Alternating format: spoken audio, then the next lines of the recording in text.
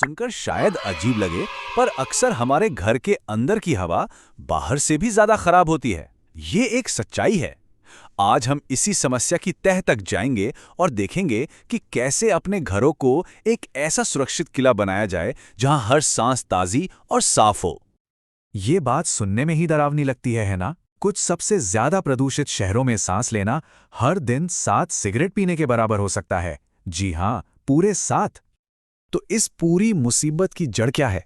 वो है PM 2.5। ये कण इतने छोटे होते हैं कि इन्हें देख पाना नामुमकिन है। इसीलिए तो इसे अदृश्य हत्यारा भी कहते हैं। ये चुपचाप हमारे शरीर में घुसकर लंबे समय तक नुकसान पहुंचाता रहता है। तो सवाल ये है कि इस अदृश्य दुश्मन से लड़े कैसे? खैर, घबराने की कोई बात नहीं है। हमारे पास एक पूरा प्लान है। हम एक एक करके बिल्कुल आसान स्टेप्स में ये समझेंगे कि अपने घर को एक सेफ जोन में कैसे बदला जाए। तो सबसे जरूरी बात, हमें शुरुआत करनी होगी अपने घरों को मजबूत बनाने से, मतलब अपने लिए एक साफ हवा का बबल बनाने से। अब जरा इस आंकड़े को देखिए, ये सच में हैरान करने वाला है। हमारे घरों के अंदर जो लगभग 80% प्रदूषण होता है, वो असल में बाहर से ही आता है। इसका सीधा मतलब ये है कि असली दुश्मन घर के बाहर है और हमें बस उसे अंदर आने से रोकना है। इसका मतलब ये हुआ कि हमारा सबसे पहला और सबसे असरदार कदम है प्रदूषण को उसके सोर्स पर ही रोक देना। अपनी खिड़कियों और दरवाजों के आसपास की उन छोटी छोटी दरारों को सील कर देना जहां से हवा आती है। ये एक छोटा सा काम बहुत बड़ा फर्क ला सकता है। अब बात करते हैं सफाई की, क्योंकि इसमें भी एक सही और एक गलत तरीका है। सूखी झाड़ू लगाने से धूल और खतरनाक कण बस यहां से उठकर वहां चले जाते हैं, मतलब वापस हवा में। लेकिन गीला पोछा या एक हिपा फिल्टर वाला वैक्यूम क्लीनर उन्हें सच में पकड़कर घर से बाहर कर देता है। तो ठीक है, हमने घर को सील कर दिया, बहुत बढ़िया। पर क्या इससे एक नई मुश्किल खड़ी हो गई?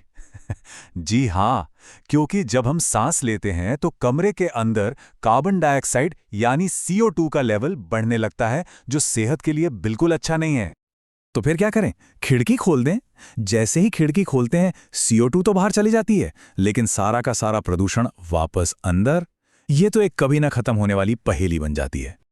तो क्या इस प्रदूषण और CO2 वाली पहेली का कोई हल है?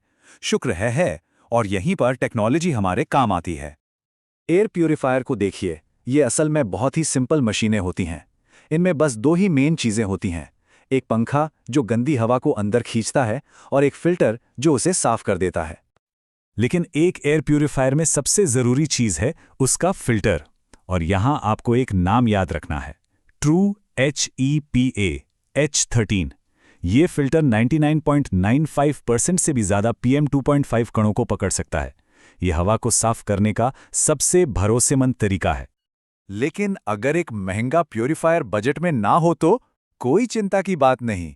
एक बहुत ही जबरदस्त और सस्ता तरीका भी है जिसे घर पर ही बनाया जा सकता है। इसे कहते हैं कोर्सी रोजेंथल बॉक्स। नाम थोड़ा मुश्किल लग सकता है ना, पर यह काम बिल्कुल कमर्शियल प्यूरिफायर की तरह ही करता है, वो भी बहुत ही कम कीमत पर। और ये मत सोचिएगा कि ये कोई काम चलाओ जुगाड़ है। रिसर्च बताती है कि घर पर बने ये बॉक्स कमाल के असरदार होते हैं। PM 2.5 के लेवल को 73% तक कम कर सकते हैं। ये तो कमाल की बात है। चलिए, हमने बाहर से आने वाली हवा का तो इंतजाम कर लिया और अंदर की हवा को साफ भी कर रहे हैं, पर क्या हम अब पूरी तरह से सेफ हैं? असल में अभी नहीं। हमें उन खतरों से भी निपटना है जो पहले से ही हमारे घरों के अंदर मौजूद हैं। अब एक ऐसी सच्चाई के लिए तैयार हो जाइए जो शायद आपको चौंका दे। प्रदूषण का सबसे बड़ा स्रोत शायद हमारे घर के बाहर नहीं, बल्कि अंदर ही हो। हमारी रोजमर्रा की चीजें अक्सर बाहर की हवा से भी कई गुना ज्यादा प्रदूषण फैलाती हैं। जरा सोचिए, पूजा में जलने वाली अगरबत्ती, वो खुशबू वाली मोमबत्तियां, यहां तक कि हमारे किचन का गैस स्टोव भी। जब भी कोई चीज जलती है तो वो सीधे हमारे घर की हवा में जहरीले कणों का एक खतरनाक कॉकटेल घोल देती है। तो इसका एक बहुत ही आसान सा नियम है, खासकर खाना बनाते वक्त अपना एग्जॉस्ट फैन हमेशा चलाएं, और सिर्फ खाना बनाते हुए ही नहीं, उसके 15 मिनट बाद तक उसे चलने दें।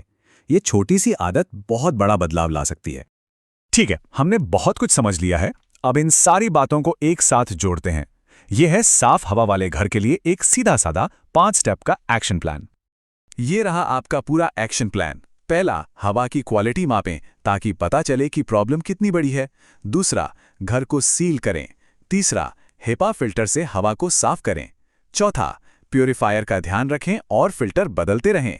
और पांचवा, स्मार्ट तरीके से वेंटिलेट करें और घर के अंदर जलने वाली चीज़ों से बचें।